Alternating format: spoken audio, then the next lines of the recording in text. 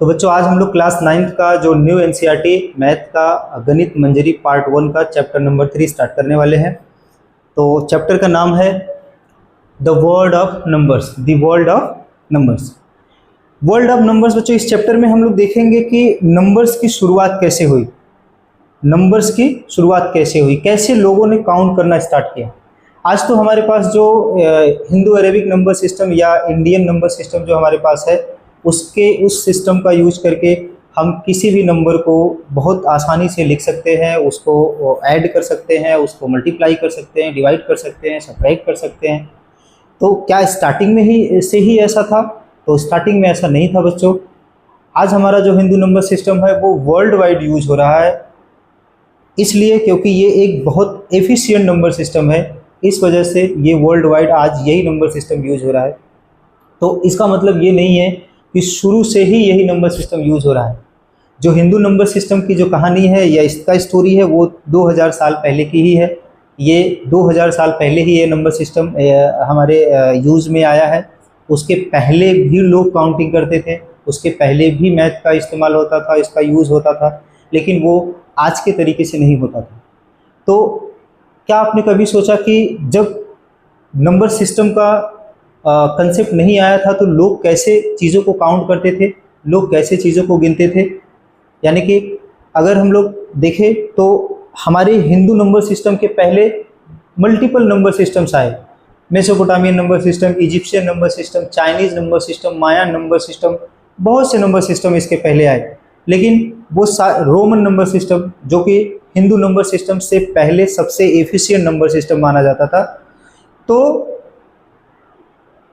Hindu number system के पहले multiple number systems आए, लेकिन कोई भी नंबर सिस्टम उतना एफिशिएंट नहीं था जितना एफिशिएंट हमारा हिंदू नंबर सिस्टम था। हर नंबर सिस्टम में कुछ ना कुछ कमियां थी, कुछ ना कुछ उसका ड्रॉबैक था, जिससे वो नंबर सिस्टम फेल करता गया। अल्टीमेटली जो हिंदू नंबर सिस्टम आया तब से हम लोग इसका यूज आज तक कर रहे हैं। तो बच्चों, क्या आपने कभी सोचा कि जब किसी भी नंबर सिस्टम का, किसी भी नंबर का कुछ भी कंसेप्ट नहीं था तो लोग कैसे चीज़ों को काउंट करते रहे होंगे? काउंट करना तो हमारे जीवन की आधारभूत ज़रूरत है। हम किसी भी एरा में हैं, किसी भी जगह पे हैं, काउंटिंग तो हमारे जीवन का एक बहुत महत्वपूर्ण अंग है। तो क्या आपने कभी सोचा जब किसी भी नंबर सिस्टम का यूज़ नहीं होता था या किसी भी नंबर सिस्टम का कोई जानकारी किसी को नहीं था तो लोग कैसे चीज़ों को काउंट करते थे? तो जैसे मान लीजिए कि हमारे मैथमेटिशियन का ये कहना है कि हजारों हजार साल पहले जब किसी भी नंबर सिस्टम का कोई कंसेप्ट नहीं था तो मान लीजिए वो कैसे काउंट करते थे? वो पेबल्स का यूज करते थे। पेबल्स मतलब कंकड़ पत्थर का यूज करते थे, या फिर लकड़ी का यूज करते थे, स्टिक्स का यूज करते थे। जैसे कि अगर हम लोग बात करें, ये जो हमारा है कि द डॉन ऑफ मैथमेटिक्स, यानी कि मैथमेटिक्स का शुरुआत कहाँ से हुआ? The human need to count, यानी कि ह्यूमन की जो नीड है वो काउंटिंग उसकी आधारभूत जरूरत है। तो जब काउंटिंग स्टार्ट हो गया तो वहीं से मैथमेटिक्स का स्टार्ट हो गया। यानी कि ऐसा नहीं कि मैथमेटिक्स सिर्फ क्लास में ही पढ़ाया जाता है या क्लास में ही हम लोग पढ़ते हैं। मैथमेटिक्स हमारे अराउंड चारों तरफ है। यानी कि जब से लोग रहते हैं, जब से लोग रह रहे हैं, जब से सिविलाइजेशन एग्जिस्ट कर रही हैं, तब से मैथमेटिक्स की शुरुआत हो चुकी है। यानी कि हमारा नीड है काउंटिंग। हम किसी भी कंडीशन में हैं, किसी भी जरूरत जगह पे हैं, वो हमारा काउंटिंग हमारा नीड ही है। यानी कि जब mathematics began because human needed to count and keep record, यानी कि मैथमेटिक्स स्टार्ट हो गया क्योंकि लोगों को काउंटिंग की जरूरत थी। जैसे किसके पास कितनी गाय है, किसके पास कितनी भैंस है, किसके पास कितनी बकरी है, वो कैसे पता चलेगा बिना काउंटिंग के? आप कैसे पता कर पाएंगे कि किसके पास कितनी गाय है? तो ये काउंटिंग तो हमारा ज़रूरत है। तो काउंटिंग स्टार्ट हो गया तो मैथमेटिक्स का भी वहाँ से शुरुआत हो गया। Early human used stones, bones and marks to keep count, यानी कि स्टार्टिंग में जो लोग यूज़ करते थे वो किसका यूज़ करते थे? स्टोन्स, यानी कंकड़ पत्थर का यूज करते थे, लकड़ी का यूज करते थे, या हड्डी का यूज करते थे, या या मार्क्स बना के या लैंडमार्क का यूज करते थे। स्टार्टिंग पे उनका काउंटिंग करने का तरीका ये होता था। जैसे कि एक अगला हेडिंग हमारा 1 to 1 करस्पॉन्डिंग। तो 1 to 1 करस्पॉन्डेंस का मतलब क्या होता है? जैसे बच्चों कि पहले के टाइम पे लोग कैसे अपनी गायों को या कैसे काउंट करते थे चीज़ों को। जैसे मान लो किसी के पास आज के नंबर सिस्टम के हिसाब से 20 गाय हैं, तो अगर वो गाय जंगल में चरने जा रहा है तो तो कैसे पता करेंगे कि जितना गाय गया था उतना ही आया, क्योंकि नंबर का तो कोई कंसेप्ट नहीं था। 20 आज हम लोग जानते हैं कि 20 मतलब 20 मतलब 20 है, 20 उसका अमाउंट क्या होता है, उसका मतलब क्या होता है। तो पहले के टाइम पे तो ये उनको कुछ कंसेप्ट का पता नहीं था, तो कैसे वो काउंट करते रहे होंगे कि जितना नंबर ऑफ काउज रेजिंग के लिए गया है उतना वापस आया कि नहीं आया। तो उसके लिए वो क्या करते थे, पेबल का यूज करते थे, कंकड़ का यूज या लकड़ी का यूज करते थे। जैसे हर एक गाय के लिए एक कंकड़, जैसे एक गाय चरने गया तो एक कंकड़ उठा के घड़े में रख दिया या कहीं पे रख दिया, दूसरा गाय चरने गया तो उसके नाम से एक दूसरा कंकड़ उठा के रख दिया, तीसरा गाय गया तो उसके नाम से एक तीसरा कंकड़ उठा के रख दिया। ऐसे ऐसे 20 गाय गई, सबके लिए एक इंडिविजुअल कंकड़ उसमें रख दिया। यानी कि इसको 1-to-1 करस्पॉन्डेंस बोलते हैं, 1-to-1 मैपिंग।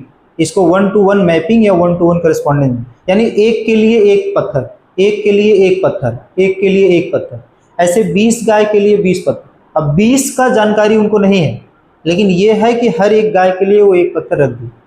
अब वापस आते टाइम जब अटेंडेंस लगाएंगे, वापस आते टाइम एक गाय आया तो एक पत्थर घड़े से निकाल के बाहर रख दिया, दूसरा गाय आया तो उसके नाम से दूसरा पत्थर घड़े से निकाल के बाहर रख दिया, तीसरा गाय आया उसके नाम से एक पत्थर बाहर रख दिया। ऐसे ऐसे 20 गाय अगर आ गई तो 20 पत्थर, घड़े में एक भी पत्थर नहीं होगा। तो जैसे यहाँ पे लिखा है कि 1 payable for each cow leaving the village, यानी एक पत्थर एक कंकड़ एक गाय के लिए लीविंग द विलेज, मतलब गांव से निकलते टाइम या घर से निकलते time. 1 payable remove for each cow returning, यानी कि जो घड़े में पत्थर रखा हुआ है हर एक गाय के वापस आने के लिए एक पत्थर उस घड़े से बाहर निकल। अगर लास्ट में ऐसा होता है कि घड़े में एक भी पत्थर नहीं है तो इसका मतलब सारी गाय वापस आ गई, जितनी गई थी उतनी वापस आ गई। लेकिन अगर घड़े में कोई भी पत्थर रह गया तो इसका मतलब जितनी गई थी उतनी वापस नहीं है। इससे उनको ये आंकड़ा लग जाता था कि जितनी नंबर ऑफ काउस ग्रेजिंग के लिए या जंगल में गया है चरने के लिए उतना वापस आया कि नहीं आया। ये एक स्मार्ट वे ऑफ काउंटिंग था जिससे वो काउंट कर सकते थे। ठीक है, तो ये किसी भी नंबर सिस्टम को आने से पहले के काउंटिंग का तरीका था, कंकड़ पत्थर का इस्तेमाल करके चीज़ों को काउंट करते थे। तो बच्चों इसके बाद का जो टॉपिक है हमारा कि हिस्ट्री रिटेन इन बोन्स, यानी कि कुछ हिस्ट्री ऐसी भी है या कुछ बोन्स ऐसी मिली है जिसपे नंबर्स के बारे में हिस्ट्री मिली है, नंबर्स के बारे में यानी काउंटिंग के बारे में कुछ प्रमाण मिले हैं। जिसमें से एक पहला है जो हमारा लेबोम्बो बोन। लेबोम्बो बोन, लेबोम्बो एक माउंटेन्स का यानी कि एक पर्वत श्रृंखला का नाम है लेबोम्बो, जो कि one of the oldest proof of counting, यानी कि अब तक जो प्रमाण के रूप में जो सबसे ओल्डेस्ट जो काउंटिंग का प्रमाण मिला है वो लेबोम्बो बोन पे ही मिला है। वो Lebombo bone discovered in the Lebombo mountains, यानी कि between South Africa and Swaziland, South Africa and Swaziland, या साउथ अफ्रीका और स्वाजीलैंड के बीच में जो पहाड़ियाँ हैं या लेबोम्बो माउंटेन्स जो है, लेबोम्बो माउंटेन्स का नाम है या प्लेस का नाम है, उसमें ये जो लेबोम्बो बोन्स मिले थे, जो बोन्स मिले थे उस बोन्स पे कुछ स्पेसिफिक सिंबल्स थे, अभी हम लोग आगे देखेंगे। It is about 35,000 years old, यानी कि ये एक प्रामाणिक रूप से जो नंबर काउंटिंग ऑफ नंबर्स का जो प्रमाण हमको मिला है 35,000 साल पुराना लेबोम्बो बोन जो है वो 35,000 ईयर्स ओल्ड है, 35,000 साल पुराना लेबोम्बो बोन है। इट कंटेन्स 29 कार्ड नोचेस, यानी कि इसमें जो खासियत थी इस लेबोम्बो बोन में 29 नंबर्स में, यानी 29 की संख्या में, 29 की संख्या में कुछ इस पे एक बहुत प्रिसाइज तरीके से, यानी कि जिससे टैली मार्क्स आप पढ़ते हो, टैली मार्क्स के जैसे इस पे 29 नोचेस बने थे। और उन नोचेस का जो खासियत था उस मार्क्स का, यानी वो जो लैंड मार्क था उसका जो खासियत था वो लैंड मार्क बहुत ही साफ सुथरे और इक्वल साइज के और इक्वल डिस्टेंस पे बने थे। तो जो लेबोम्बो बोन पे जो लैंडमार्क्स मिले थे वो टैली के जैसे, ये लाइनिंग इस तरीके से लाइन के थ्रू 29 नोचेस बने थे, जो कि बहुत क्लीन और बहुत इक्वल साइज में और इक्वी डिस्टेंस पे बने हुए थे। तो उस लेबोम्बो बोन की एक खासियत ये भी थी। Scientist believe it was used as a lunar calendar और मेंस्ट्रुअल साइकिल ट्रैकर, यानी कि ये जो 29 नंबर ही क्यों था, यानी कि मैथमेटिशियन ने सोचा कि ये जो लेबोम्बो बोन पे जो सिंबल्स बने हुए हैं ये कोई ऐसा रैंडम सिंबल तो नहीं है, वो इतना प्रिसाइजली इतना क्लीन तरीके से बना हुआ था, तो वो कोई रैंडम ऐसा मार्क नहीं हुआ है। 29 मार्क्स जो आए हुए हैं वो रैंडम मार्क्स नहीं था, वो किसी न किसी ने बनाया ही था, या किसी वो आर्टिफिशियली वो हाथ से बनाया हुआ मार्क्स था। तो वो जो 29 ही नंबर के था, वो जो नंबर का सीन था, उसमें मैथमेटिशियन जो थे उनका बिलीव था, या उनका अपना एक गेस थ्योरी था, या उनका अपना अनुमान था। इसका कोई भी रिटन प्रूफ नहीं है, इसका कुछ भी प्रमाण नहीं है। ये जो साइंटिस्ट बिलीव करते थे, या उनका अपना गेस था कि ये जो 29 नोचेस बने हुए हैं लेबोम्बो बोन पे, ये 29 ही क्यों है? तो उसका मैथमेटिशियन थ्योरी देते हैं कि ये लूनर कैलेंडर। लूनर कैलेंडर क्या होता है? जैसे आप जानते हो new moon to new moon, अमावस्या जो होती है वो 29.5 डेज का होता है, 29 दिन और आधा दिन, यानी 29 डेज के, अगर आप राउंड फिगर में लेंगे या नेचुरल नंबर में लेंगे तो 29 डेज का, तो जो लूनर कैलेंडर होता है, यानी कि वो ऑब्जर्व कर रहे होंगे जो मून को, या दिन रात को ऑब्जर्व कर रहे होंगे, कब से new moon to new moon, यानी अमावस्या से अमावस्या का जो दिन है वो काउंट करते रहेंगे। शायद वो ऐसा बनाए होंगे, तो वो 29 नोचेस बनाए होंगे। ये इनका अपना थ्योरी है, जो कि प्रूफ जिसका नहीं है। या फिर कुछ मैथमेटिशियन ये मानते हैं कि ये जो मेंस्ट्रुअल साइकिल, यानी कि जो फीमेल में जो पीरियड्स आता है, या मेंस्ट्रुअल साइकिल जो होता है, वो भी 29 टू 30 डेज के अराउंड का होता है, उसका भी जो टाइमिंग होता है। तो ये भी मैथमेटिशियन का एक एजम्पशन है, ये एक मानना है कि शायद उसको भी ये ट्रैक करते रहे होंगे।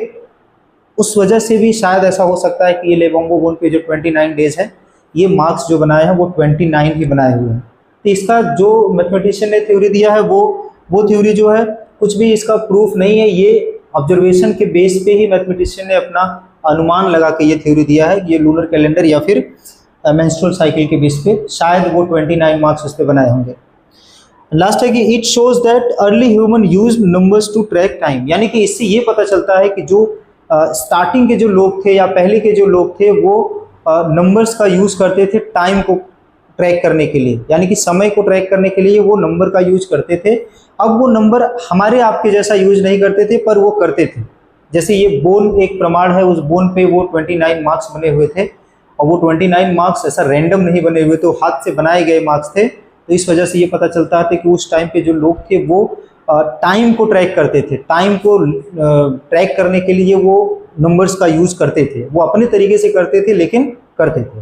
तो बच्चों इसके बाद हम लोग पढ़ेंगे एक और बोन का है, लेबोम्बो बोन के अलावा एक और बोन का प्रमाण है जिसको हम लोग इशांगो बोन कहते हैं। इसके बाद है बच्चों दूसरा जो है इशांगो बोन। अभी लेबोम्बो हम लोगों ने पढ़ लिया, दूसरा है Ishango bone.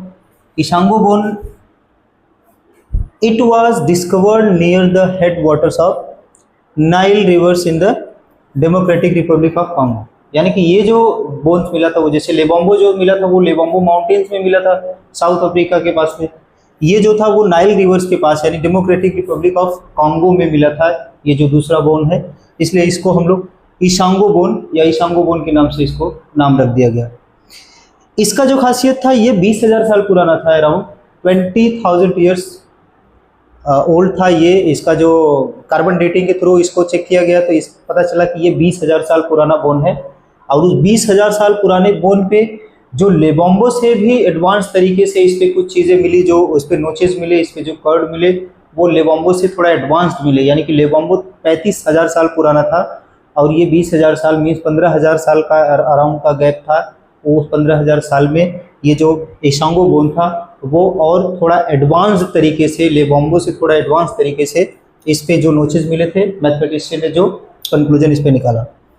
It contains 3 columns curved notches, यानी कि जो लेबोम्बो में था उसमें एक ही कॉलम था, उस पर 29 नोचेस बने थे। और उसका मैथमेटिशियन ने जो अनुमान लगा दिया वो शायद लूनर मंथ या फिर मेंस्ट्रुअल साइकिल के हिसाब से 29 डेज का लगा होगा, उसको काउंट करने में या उसको ट्रैक करने में 29 डेज लगा होगा।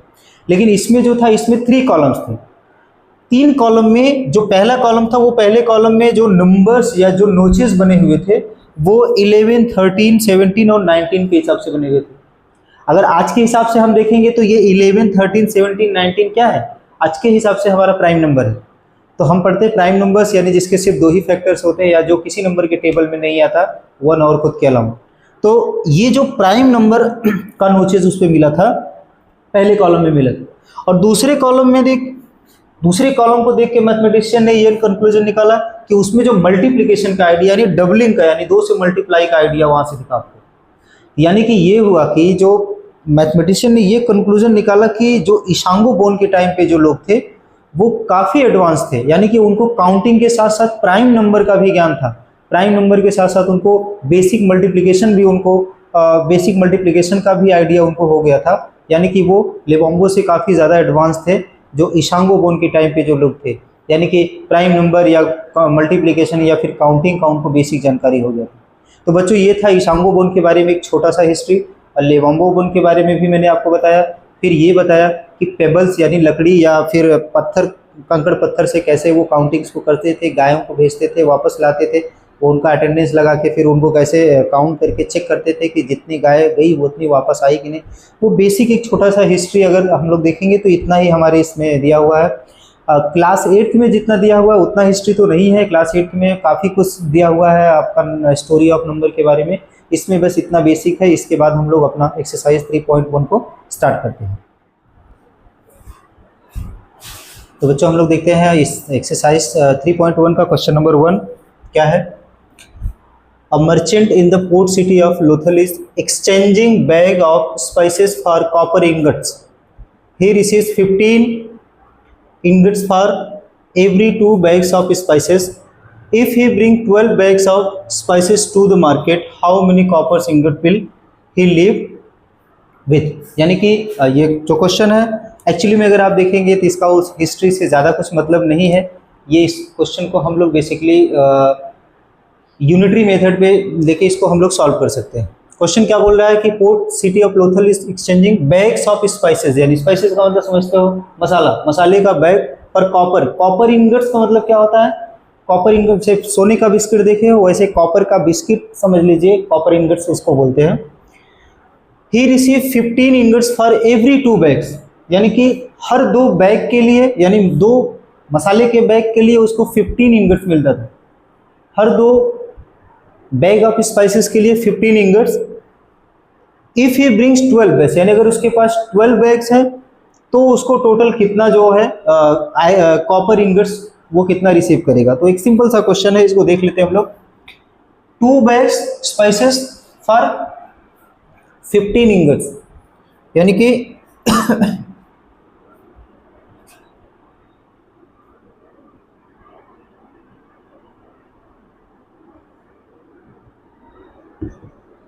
for every 2 bag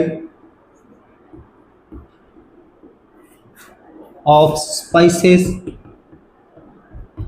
कितना इंगट्स को रिसीव करता था वो? 15 copper ingots. Copper ingots.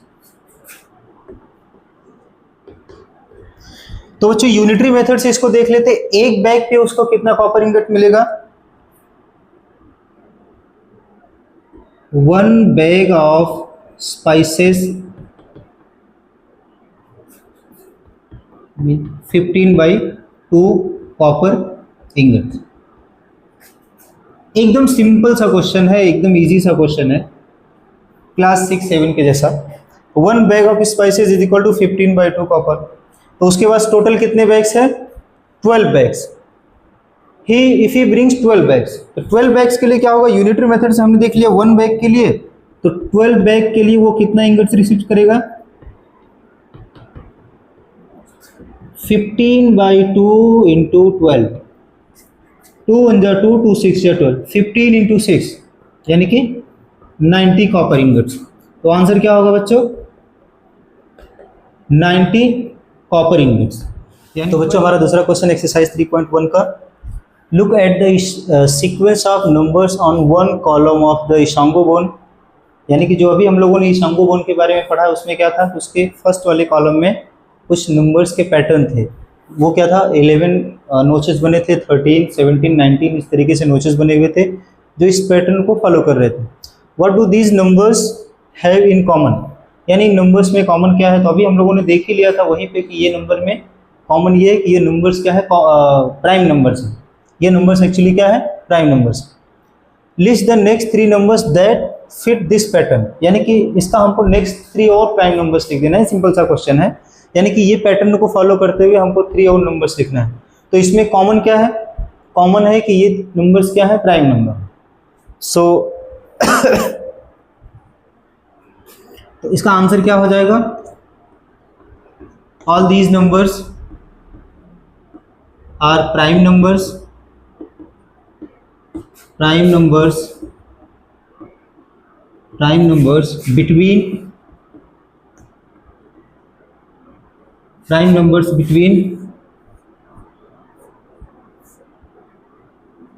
between 10 and 20, ये प्राइम नंबर्स हैं between 10 and 20। Next three numbers क्या हो जाएगा, तो नेक्स्ट थ्री नंबर्स, तीन और प्राइम नंबर्स, इसका नेक्स्ट लिख दो इस पैटर्न को फॉलो करते हुए। तो नेक्स्ट थ्री नंबर्स आपका देखें 19 के बाद प्राइम कौन आता है, 20 तो प्राइम नहीं है, 21 भी प्राइम नहीं है, 22 भी प्राइम नहीं है, तो नेक्स्ट प्राइम नंबर क्या है 23।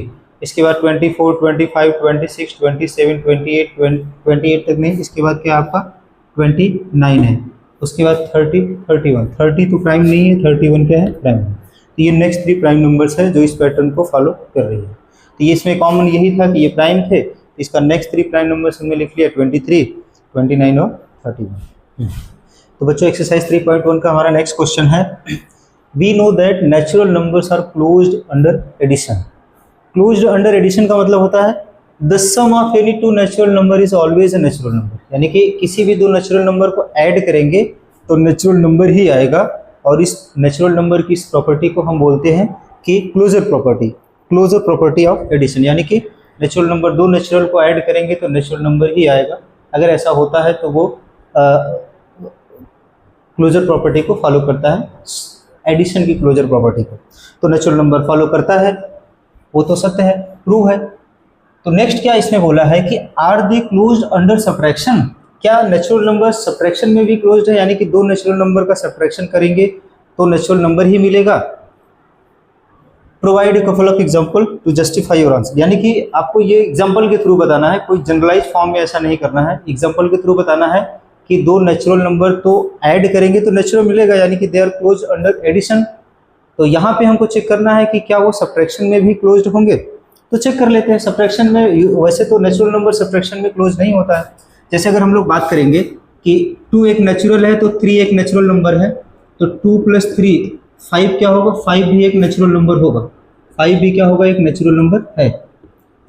इसको रिवर्स करके भी ऐड कर सकते हैं, 3 + 2 यानी कि 5, वो भी हम देखेंगे कि ये एक नेचुरल नंबर ही है। इसलिए बोला जाता है कि नेचुरल नंबर जो होता है वो अंडर एडिशन क्या होता है, क्लोज होता है। सब्ट्रैक्शन के केस में अगर हम लोग चेक करें, इसी को अगर हम लोग सब्ट्रैक्शन में ले कि 2 - 3 कितना होगा, यही आ जाएगा आपका 2 - 3 कितना होगा, -1। -1 क्या होगा, -1 नॉट नेचुरल नंबर, यानी कि अगर 3 - 2 करेंगे तो वो तो नेचुरल नंबर होगा, 1 जो होगा वो नेचुरल नंबर होगा। लेकिन अगर 2 - 3 कर देंगे तो वो नेचुरल नंबर नहीं, यानी कि दोनों साइड से होना चाहिए। फर्स्ट नंबर को सेकंड से माइनस करेंगे तो भी नेचुरल आना चाहिए, सेकंड को फर्स्ट से माइनस करेंगे, यानी कि उनको ऑर्डर को चेंज करके आप माइनस करेंगे, दोनों केस में अगर नेचुरल नंबर आएगा। जैसे ये ऑर्डर चेंज करके हमने ऐड किया, नेचुरल ही आ रहा था, तो इसको बोलते हैं क्लोज्ड अंडर एडिशन। लेकिन सब्ट्रैक्शन के केस में देख रहे हैं, अगर 3 - 2 करते हैं तो 1 आ रहा है, लेकिन 2 - 3 कर रहे हैं तो ये -1 आ रहा है। -1 आपको पता है कि नेचुरल नंबर नहीं होता है, क्योंकि नेचुरल नंबर क्या होता है, 1 2 3 4 5 या आप जितना काउंट कर सकते हैं वो नेचुरल, यानी नेचुरल नंबर नेगेटिव नहीं होता है। तो यहाँ से एक एग्जांपल के थ्रू हम बता सकते हैं कि ये नेचुरल नंबर जो होता है वो सब्ट्रैक्शन के केस में क्लोजर प्रॉपर्टी को फॉलो नहीं करता। दूसरा एग्जांपल अगर आप ले सकते हो, कोई भी नंबर ले लो, 7 ले लो, 7 -4 कर दो, 7 - 4 3 क्या होगा, ये तो नेचुरल नंबर आ गया। लेकिन अगर इसका ऑर्डर चेंज करके आप माइनस करेंगे तो भी अगर आएगा तो ये होगा, लेकिन ऑर्डर चेंज कर देंगे तो यानी 4 - 7 करेंगे तो क्या मिलेगा, -3 मिलेगा, which is not a natural number. Negative number natural number नहीं होता है। तो यहाँ से क्या हो जाएगा, हम 1-2 एग्जाम्पल के थ्रू बोल सकते हैं कि ऐसे हम कोई भी नेचुरल नंबर लेंगे तो वो सब्ट्रैक्शन के अंडर जो होगा वो क्लोज नहीं होगा। आप दो नेचुरल नंबर का सब्ट्रैक्शन करेंगे तो एक केस में आपका नेचुरल आ सकता है, दूसरे केस में नेचुरल नहीं आएगा। जैसे इस केस में नेचुरल आ रहा है, दूसरे में नहीं आएगा, एक केस में नेचुरल आएगा, दूसरे में नहीं आएगा। दोनों साइड से वो नेचुरल सब्ट्रैक्शन के अंडर में क्लोज नहीं होगा। या तो लिख सकते हैं सो सब्ट्रैक्शन ऑफ